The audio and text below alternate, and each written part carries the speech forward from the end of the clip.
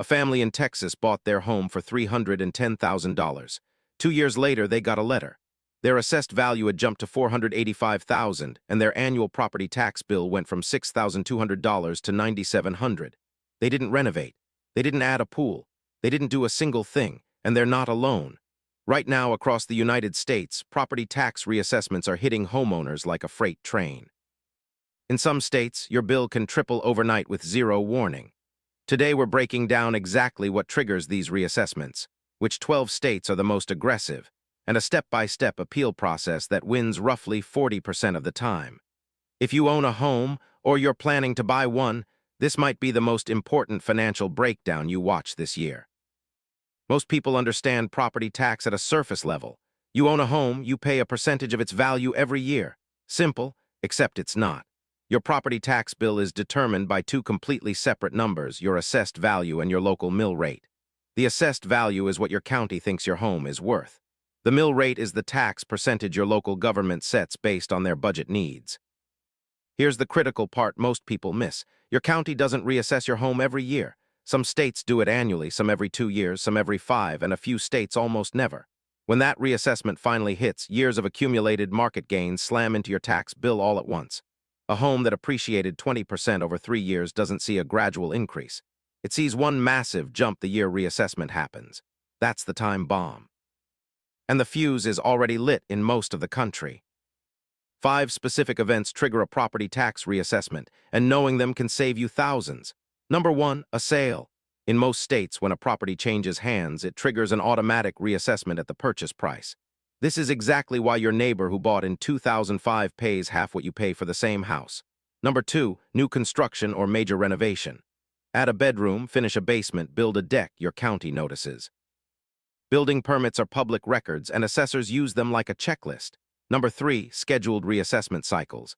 Every county in America has a legally mandated reassessment schedule. Some are annual, some stretch to 10 years. Number 4, a change in land use or zoning. If your area gets rezoned from agricultural to residential, assessed values can explode overnight. And number 5, this one shocks people. Filing for a homestead exemption incorrectly or letting one lapse can trigger a full review of your entire assessment. Each of these triggers operates differently depending on your state. And that's where things get ugly. Let's start with the states that hit homeowners hardest. New Jersey leads the nation with an effective property tax rate of 2.23%. On a $400,000 home, that's $8,920 per year. And New Jersey reassesses aggressively. Counties like Bergen and Essex regularly push valuations above actual market value. Illinois comes in second, especially Cook County, where the assessment process has been called regressive and unfair by the Chicago Tribune's own investigation. Homeowners in south suburbs pay effective rates above 3%, while wealthy North Shore properties are routinely underassessed. Texas is third. No state income tax sounds great, until you see property tax bills averaging 1.8%, and Texas reassesses every single year. A hot housing market means your bill jumps annually with no ceiling on increases for non-homesteaded properties.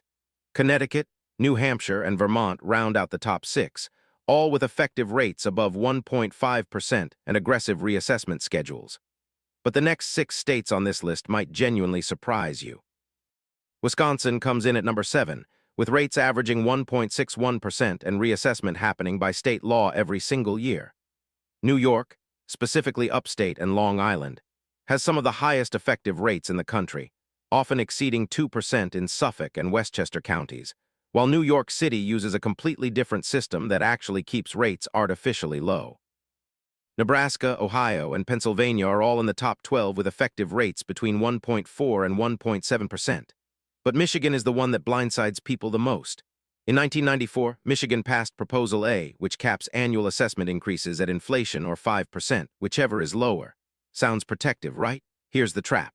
The moment a property sells, that cap resets entirely, and the new owner gets reassessed at full current market value.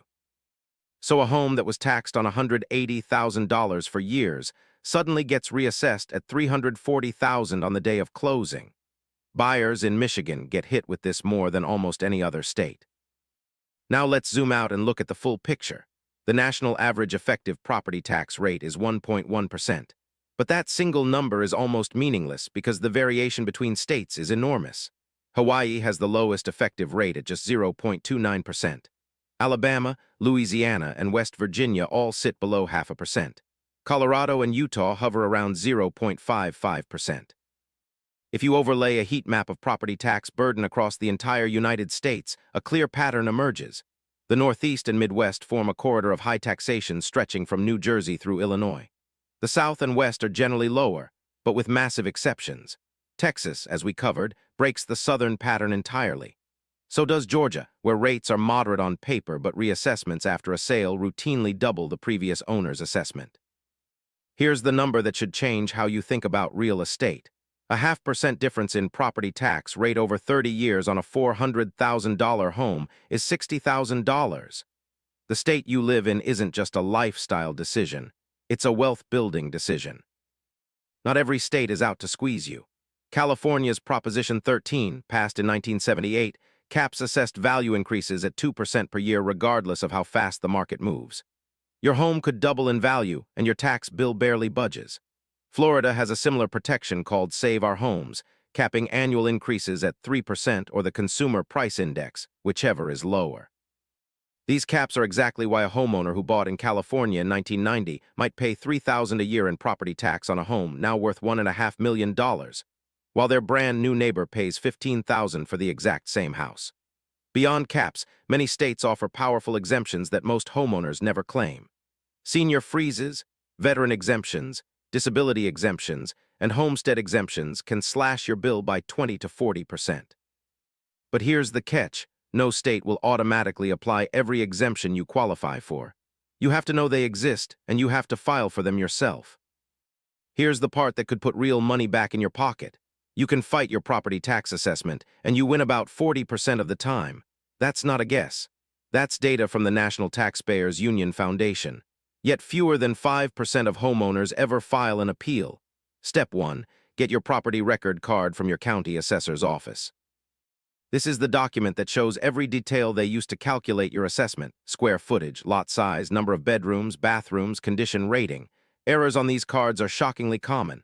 Studies show up to 40% of property record cards contain at least one factual mistake: wrong square footage, an extra bathroom that doesn't exist, a condition rating that's too high. Step 2. Pull comparable sales data. Find 3 to 5 homes similar to yours that sold recently for less than your assessed value. Same neighborhood, similar size, similar age. Your county's own recent sales records are your best weapon. Step 3. Document anything that reduces your home's value that the assessor might not know about. Foundation cracks, flood zone proximity, noise pollution from a nearby highway, outdated electrical or plumbing. Take photos. Get repair estimates. Build your evidence file. Step 4. File your appeal before the deadline. This is critical. Every jurisdiction has a strict window, usually 30 to 90 days after you receive your assessment notice. Miss that window and you're locked in for the entire reassessment cycle. The actual filing is usually a simple form, sometimes just a single page. Most counties now accept online submissions. Step 5. Present your case. The initial appeal typically goes to a local board of review. You do not need a lawyer for this.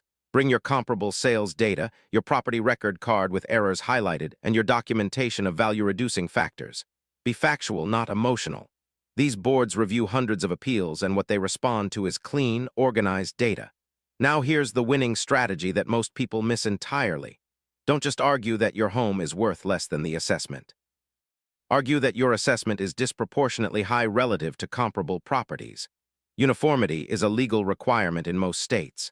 If your neighbor's identical home is assessed at $280,000 and yours is assessed at $340,000, that disparity alone is enough to win your appeal, even if both numbers are technically below market value. Let's run the numbers on what doing nothing actually costs you. Say your home is overassessed by $50,000. At a 2% effective tax rate, that's $1,000 extra every single year. Over a 5-year reassessment cycle, that's $5,000 gone. Over 10 years, $10,000. And that money doesn't just vanish from your bank account, it vanishes from your investment potential. $10,000 invested at a 7% average annual return would have grown to over $14,000.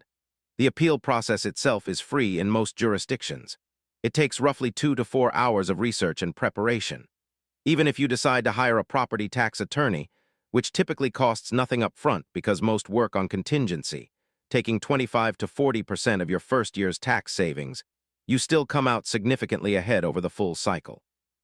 The math on filing a property tax appeal is almost always overwhelmingly in your favor, and yet almost nobody does it. 3 things you should do this week.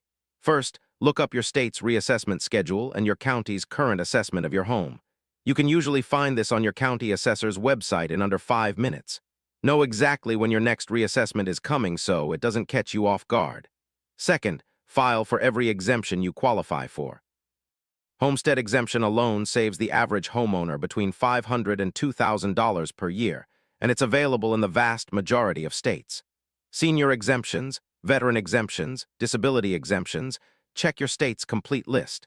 Leaving an exemption unclaimed is literally leaving money on the table every single year. Third, factor property taxes into every real estate decision you make going forward. That dream home in a low-income tax state might carry a property tax bill that more than erases the income tax savings. Run the full numbers before you buy. Texas versus California is the classic comparison. No income tax versus low property tax. And the right answer depends entirely on your specific income, home value, and how long you plan to stay. Property taxes are the one housing cost that never stops climbing, and most homeowners just accept whatever number shows up on the bill. Don't be most homeowners. Look up your assessment. Check it for errors. File every exemption you qualify for, and if the number doesn't look right, appeal it. 40% of people who do get a reduction. If this breakdown helped you understand your real property tax exposure, send it to someone who just bought a home or is about to. They need to see this before their first reassessment hits.